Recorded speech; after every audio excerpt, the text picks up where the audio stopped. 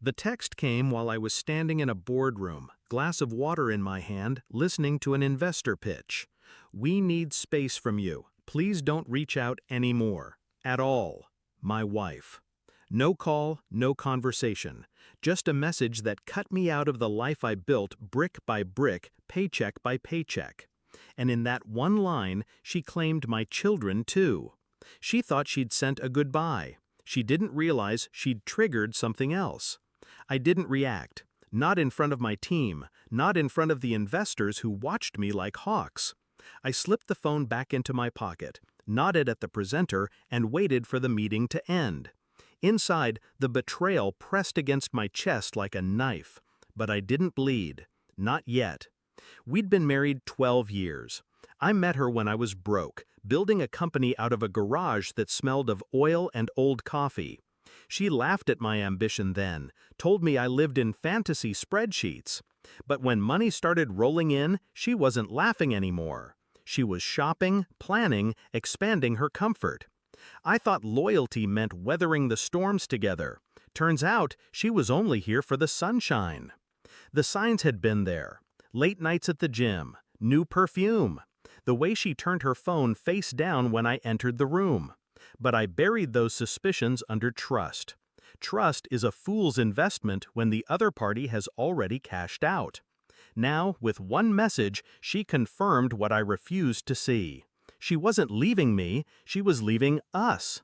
The family, the vows, the future we'd promised. And she was taking my kids into another man's house. That was her mistake. Because I don't fight with fists. I fight with leverage. I didn't argue, didn't beg. I simply typed back, "Of course. Tell your lover I'll cancel my $500 million investor check." Then I turned off my phone and waited. By midnight, the calls began. First from her, then from him, then from numbers I didn't recognize, her friends, her mother, even one of the kids on speaker, coached to plead. I ignored every single one. Because they weren't calling out of love, they were calling out of fear. See, her lover wasn't just a fling. He was a rival executive. A man desperate for the capital I'd promised his firm. Without it, his expansion would choke. Without it, the board would turn on him. I knew this. She didn't. To her, he was an escape. To me, he was leverage. The next morning, the news hit. Major investment deal withdrawn. Questions rise about leadership stability. His face was plastered across financial channels, pale and strained. My wife stood beside him in silence, no ring on her finger, but everyone could see the scandal written in her eyes. Her brave new world crumbled on live television. She showed up at my office 2 days later. No makeup, hair undone, the confidence stripped from her voice. "You didn't have to do this," she whispered. I looked at her the way I'd look at a stranger asking for spare change. "You made your choice. I made mine." Her lip trembled. The kids are mine," I cut her off. "You walked them into another man's house without consent. That's abandonment. My lawyers will handle the rest." Her face drained of color, because she knew I wasn't bluffing. The court filings moved quickly. Evidence stacked higher than her excuses.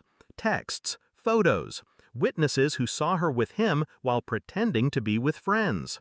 The judge didn't need much convincing. Custody leaned my way. Assets tilted too. By the end of it, she was left with an apartment she couldn't afford and whispers in every social circle that once adored her. Her lever? He lost his position within the year. Investors don't back scandal. Boards don't forgive collapse. They imploded together. People ask me if I regret it. Regret what? Trusting her? Maybe. But dismantling the empire she tried to betray me with? No. That wasn't revenge. That was justice, disguised as restraint. I didn't raise my voice, didn't lift a hand. I simply pulled back what was mine. And in doing so, I let her see what life really looked like without me. Now the house is quiet. My children laugh in rooms that don't echo with lies. I tuck them in at night and remind myself that love is proven by consistency, not words.